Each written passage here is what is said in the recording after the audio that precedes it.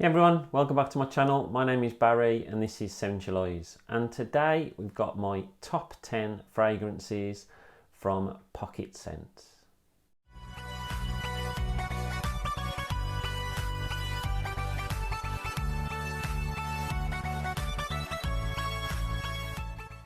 So as you may know, following my channel, you'll know I'm a big fan of a company called Pocketscents.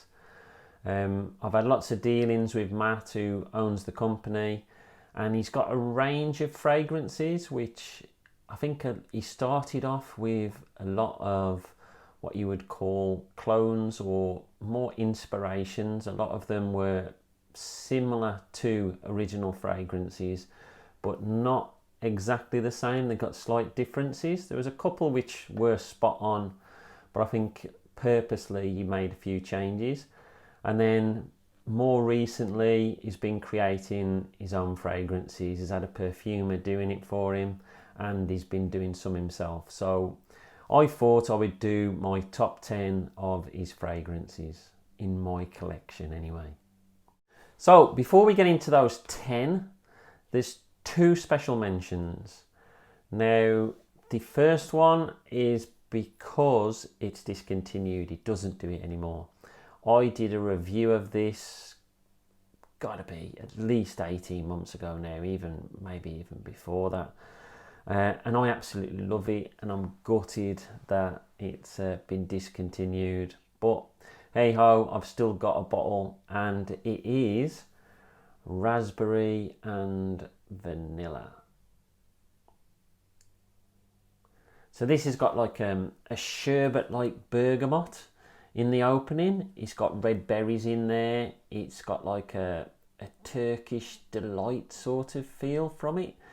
It's got an almond milk base, but the main things are the raspberry and the vanilla. And I get like a raspberry split sort of ice lol feel from this, and it smells absolutely delightful. But unfortunately, with it being discontinued, it has to go on my special mention. I'm sure that would have been quite high up in the top 10 if it hadn't been discontinued. So another one, it's not been discontinued, this one, but I feel as though it's been overdone. And this one is called Pineapple Sauvage. Now, you could probably guess what it is. It's a take on Creed Aventus, but there's also a bit of Dior Sauvage in there. I wouldn't say it's a lot of Dior Sauvage. If you think more the ambroxan that's in Dior Sauvage, and you get that late on in the fragrance. So when you initially smell it, you think, oh, that's Creed Aventus. And then it's not till you get later on and the ambroxan starts kicking in, and that's when you get that Dior Sauvage feel without actually ever smelling like Dior Sauvage, if you get what I mean. So I thought I'd put that as a special mention. It's one of his top sellers, and there's a good reason for that. So on to my actual top 10 list, and at number 10 comes a fragrance which is a smell that basically brought me into niche. And brought me into the fragrance game. I smelt this fragrance, well, the original of it, at a friend's house. His dad had got a bottle, and I just fell in love, and then I was hunting it down. Then I started finding videos on the internet, on YouTube, and as they say, the rest is history. But this is called Midnight Pomegranate.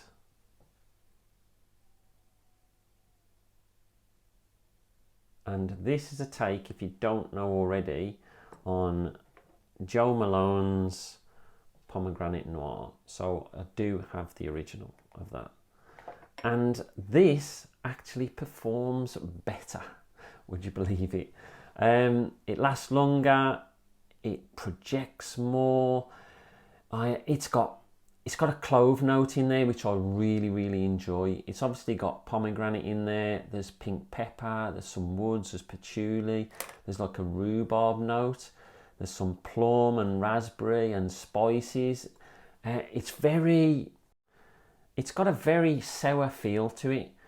That's the way I picture it, and I love that sourness. Whether that's coming from the cloves and then a mix of the fruits, I don't know, but I absolutely love the fragrance, and that's why Midnight Pomegranate is my number 10. So on to my number 9, and this is another fragrance that I have the original for. So this is another inspired by, and it's called Versailles 1722. Now this is a take on Parfum de Marly's Leighton. Now I love this.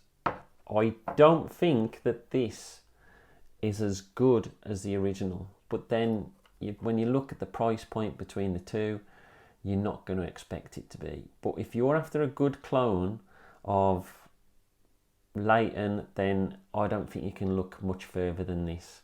Absolutely love it, and it saves me using all my special juice.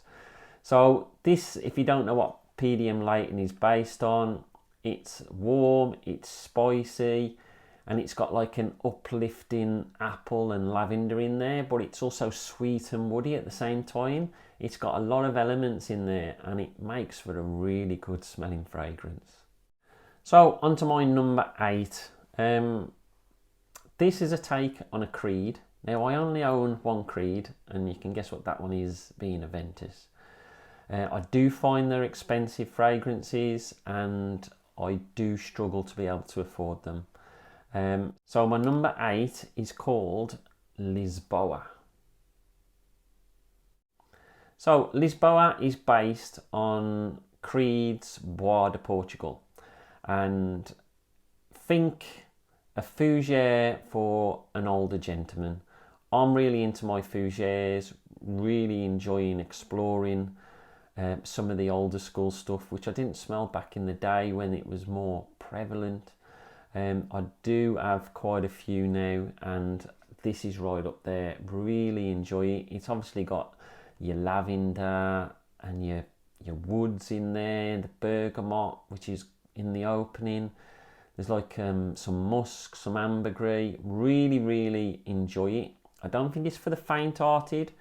I think if you've only just coming into fougères, you might struggle with this, but if you love a fougere, then you will absolutely love Lisboa, which is my number 8. On to my number 7, and this is called Myrrh, Tonka and Vanilla. So this is based on Joe Malone's Myrrh and Tonka.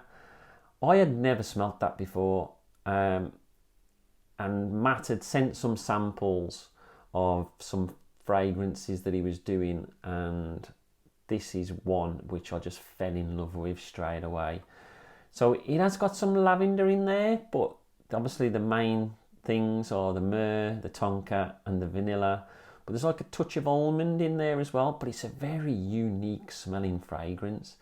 I don't think I've smelled anything like it, and I really, really enjoy it. And that is my number 7, Myrrh, Tonka and Vanilla. So on to my number 6, and this is an original creation. It's not a copy of anything. It's been created by the company, and this is called Cherry Tobacco Reserve. Now I've recently done a review of this. You can go and check it out. So this is it's a really nice tart cherry in the opening. The cherry doesn't hang around, but you get like a really nice boozy dry tobacco with patchouli and vetiver in there, and I really, really enjoy this fragrance. It's more for the colder months, so I haven't touched it for a while, but as soon as the autumn and the winter comes, then I'm going to go in straight back into this. So that's my number 6, Cherry Tobacco Reserve. So we're into my top 5 now. And this is another inspired by fragrance, and this is called Bondi Man. Now this is based on Amouage's Beach Up Man.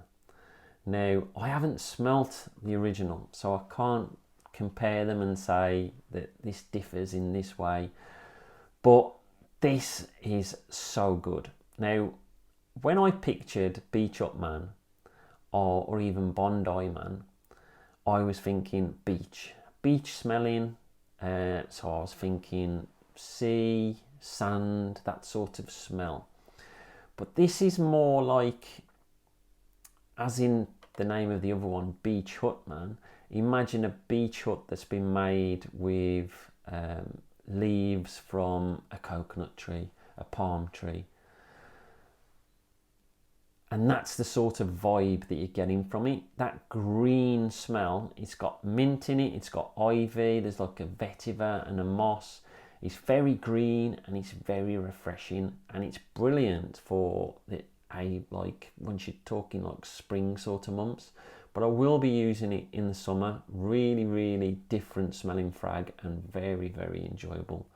So that is my number 5, Bondi Man. So on to my number 4, and this is another one that I've done a review of, so you can go and check that one out. And this is Chocolate Orange. So this is another original creation.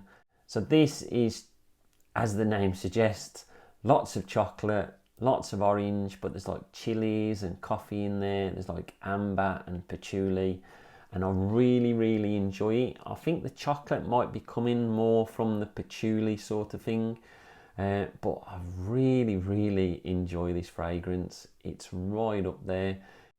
But if you want to see any more about it, then go and check my review. So number 4, Chocolate Orange. So on to my number 3. It was difficult what order to put these in. But this number 3 is another inspired by, and it's called Bloodaxe. So I did a review of this a long time back, and this is based on Creed Viking. So this is pink pepper, it's mint, it's citrus, it's lavender, vetiver, lots of spices, and I think the main spice in it, which I really enjoy, is cloves. So you get like a fougere type feel from it, but there's a lot more going on, and it's a really, really enjoyable fragrance. And that is my number 3, Bloodaxe.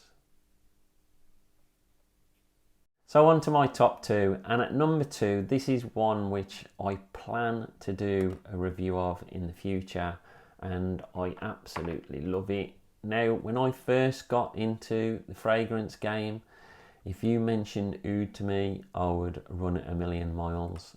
The more I'm going into it, the more I enjoy it. But I'm finding out there's lots of different types of Oud. Now, there's still some Ouds out there which I don't like, and they're very barnyardy, but this isn't one of them. This is their own creation, and it's called Oud Opulenza.